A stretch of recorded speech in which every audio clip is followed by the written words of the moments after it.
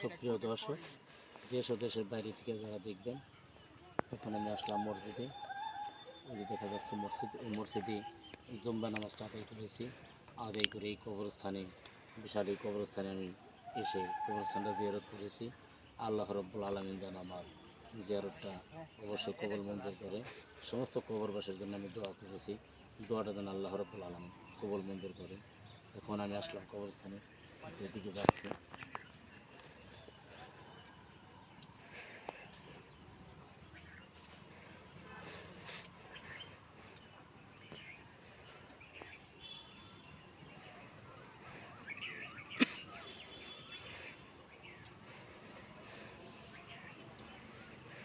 সুপ্রিয় দর্শক, এখন আবার চলে আসলাম কবরস্থানের দক্ষিণ প্রান্তে। এখানে আপনি দেখতে পাচ্ছেন পাশেই অনেক জায়গা জমি। এটা কবরস্থানের বাউন্ডারি। এখানেই সমস্ত বহু লোক এখানে ঘুমিয়ে আছে, কিয়ামত পর্যন্ত তারা ঘুমাবে। আল্লাহ রাব্বুল আলামিন যেন অবশ্য কবরবাসীর প্রতি দয়া করে, মায়া করে। কবরবাসীর আমার আল্লাহ রাব্বুল আলামিন ছাড়া কেউ নেই।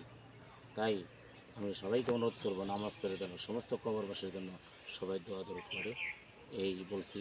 আর শুধু তাই নয়, আরও এই কবরস্থানে আমার ময়মুরব্বিরা শুয়ে আছে। আমার এই ময়মুরব্বিদের জন্য আমি সবার জন্য দোয়া করেছি। আল্লাহ রাব্বুল আলামিন যেন আমার দোয়াটা কবুল করে। শুধু তাই নয়, একটু আমি এখন বর্তমানে কবরস্থানের দক্ষিণ পাশে আছি, দেখতে পাচ্ছেন।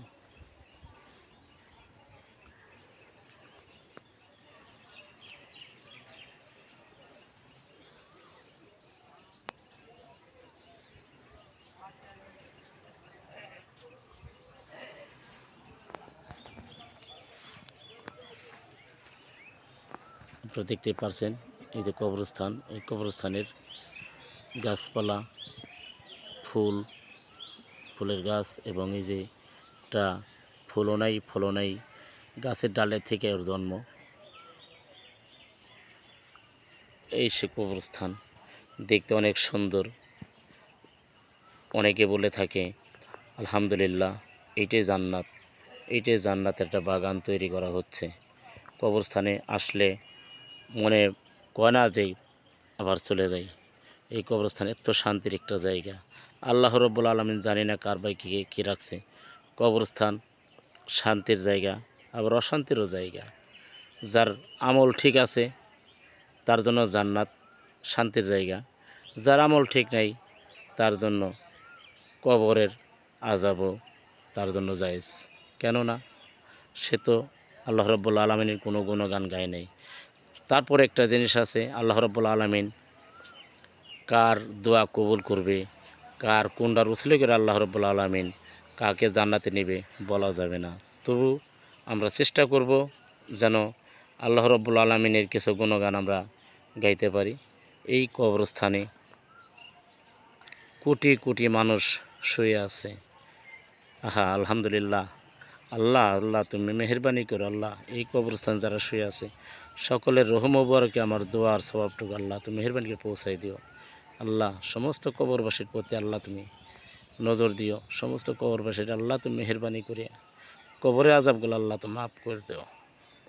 আল্লাহ সব কিছু করার মালিক তুমি রব্বুল আলামিন।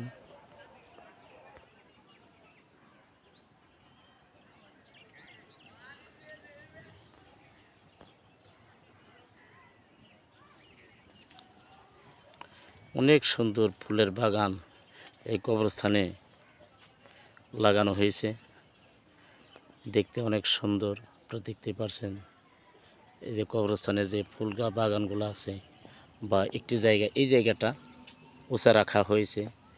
আল্লাহ না করুক যদি কোনো সময় পানি বা কোনো বন্যা দেখা দেয়, তাহলে ওই সময় যদি কেউ কোনো ইন্তেকাল করে তাকে এই উঁচু জায়গায় রাখানো হবে। এই বলেই এই জায়গাটা উঁচা রাখা হয়েছে। শুধু তাই নয়, তারপরে আশেপাশে আমাদের কবরস্থানটা অনেক উঁচু করা হয়েছে, যাতে কোনো সময় কোনো কারণবশত কোনো বন্যায় এদেরকে ক্ষয়ক্ষতি না করতে পারে। সেই দিকে মাটি ওঠানো হয়েছে, মাটি অনেক ভরাট করে অনেক উঁচু করা হয়েছে। এর মধ্য দিয়ে আল্লাহ রাব্বুল আলামিন যেন এইভাবে রাখে, এটি আল্লাহ রাব্বুল আলামিনের কাছে আমরা সবাই আকুল আবেদন করি। ছেলে মেয়েদেরকে স্কুলে দিবেন, ধূমপান স্বাস্থ্যের জন্য ক্ষতিকর, নিজে ধূমপান করবেন না, অন্যকে করতে দিবেন না।